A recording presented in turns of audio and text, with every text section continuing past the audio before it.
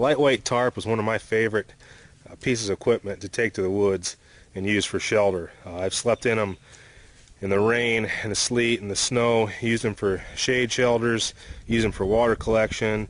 They're just a great piece of equipment. We can use them in different configurations. One of my favorites, if I know it's going to be wet, is going to be the pup tent configuration, and I'll show you how to do that. We need just some basic equipment to do it. We have to cut some stakes.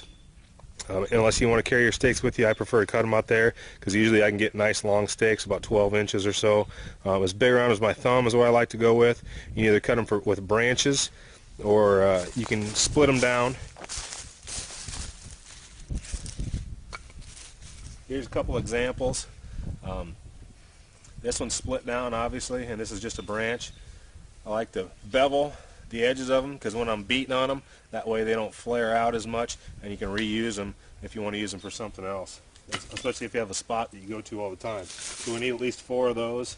Something to pound the stakes in with. If you're going to use a hatchet or an axe or a hawk or something like that, use something that has a covering on the blade. That way when you're swinging it, it's not as dangerous. If you set it down and you kneel on it, you're not going to slice your knee open. So that's just a safety thing, and that's why I made this the way it is. You can also just use a bigger stick, just a beater stick, or a baton if you want to call it, or baton, or whatever you want to call it. Right? It works real well. I've used it many times for stakes. And remember, when you're pounding these stakes in, you want to hold them in your hand like this, so that when you're pounding, if you slip off, you're just hitting the meat of your hand. If you slip off this way, you're hitting your knuckle and bone. Meat of your hand's a lot more forgiving. So that works pretty well. Also, I'm going to be using a ridge line, a shelter line that I carry with me. You've seen the video on me braiding an eye into it. This one's about 15-20 foot long. You can also just use a piece of 550 cord, 15-20 foot long. I like using this, number one, because I think it's neat. Number two is if I get ice or snow, it's a little bit stronger than a regular piece of 550 cord. I'm also going to use 4 pieces of 550 cord for my corners to stake those out. I'm going to use white at this time of year because it's a little bit easier to see, but not too obnoxious like red or orange or something like that. The tarp I'm using today is made by Etowah Outfitters. It's made for Bushcraft USA. It has more tabs than the standard tarp does, so once again, you get that configuration differential that you can just set up different types of tarps all the time, and your imagination is the only limit that you have to it.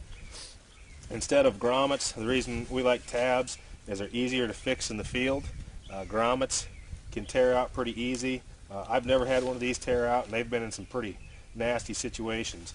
But a real solid tarp, 10 by 10, great tarp. They're you know, a little bit more expensive than one of your blue poly tarps, but they're going to last a whole lot longer, and they pack up very small.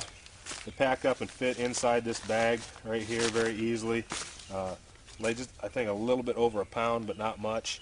Great piece of equipment. I've got a couple of them, and I'll be doing videos in the future also on how to set those up and do different things with them. Also, the site we're going to use in between that tree and that tree, I want nice and flat, open area, no widowmakers or anything hanging above me, and we'll get to business and get this thing going. Alright, we've got a couple of trees here. I'm going to set this thing up. The first thing I'm going to do is put up my ridge line.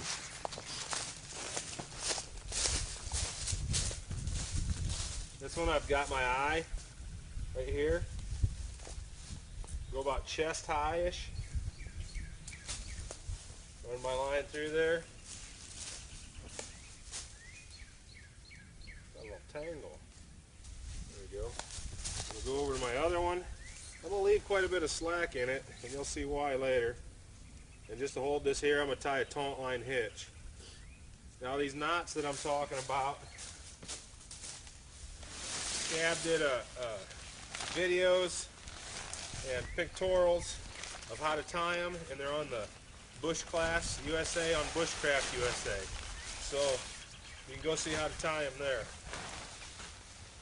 I find the middle of my tarp. 10 by 10. It has a seam right down the middle. Now find a stick.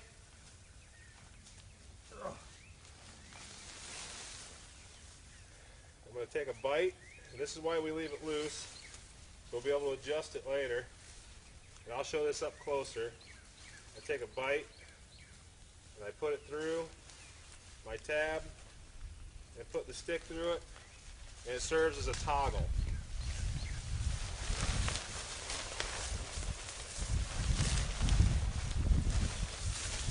You'll find the same one down here on the seam. And I'm going to do the same thing.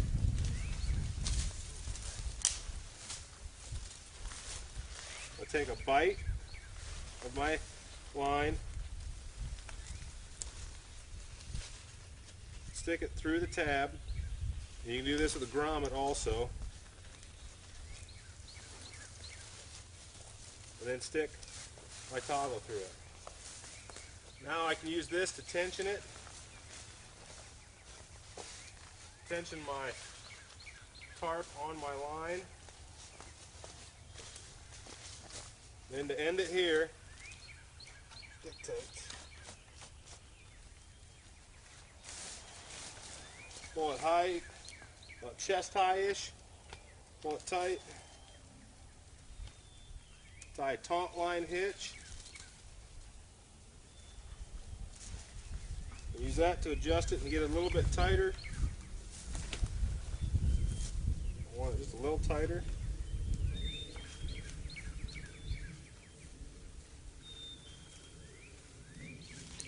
There we go. Now you can do a lot of different knots on here. You can do a trucker's hitch, you can do all kinds of different stuff, and that's up to you. But the point is that you want it tight.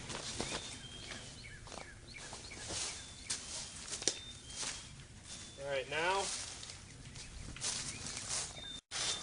alright, this is what I'm talking about with the toggles. I took a bite and I went up through the loop or the grommet and put a stick through it. And that's going to help me to adjust this when I had more slack in it. And that's all there is to it.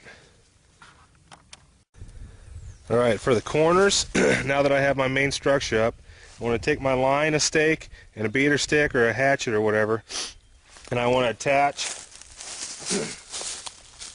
my line onto here. I can do this several ways. I can do a girth hitch, or like in the bush class, we talked about doing 2 half hitches.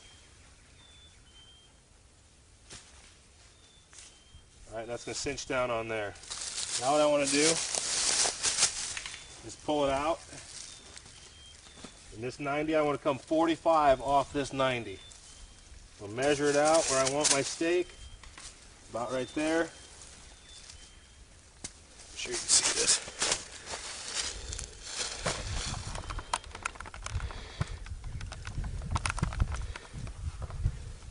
Alright, my stake is angled back. I want to hold on to it.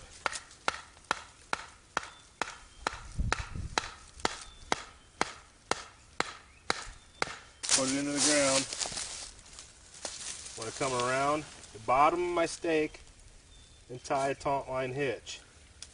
This is where the taut line hitch shines, because I'll be able to adjust it later on.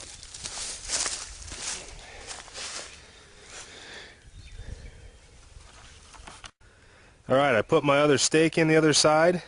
Now I'm going to adjust it and tighten it up on this side. Take this taut line hitch, pull it down tight. That put a little crease in it, so that means I need to tighten the other side.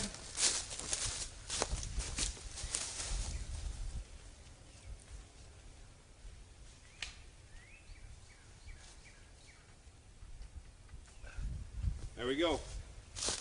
Nice and tight. I'll finish out the other side. Alright, the whole thing's all set up. You notice the pitch on it. It's nice and steep, so water or snow will come off it easy. If you're expecting super wet, heavy snow or a lot of snow, you're going to have to beef this up a lot more. Instead of using a line, you have to use a pole.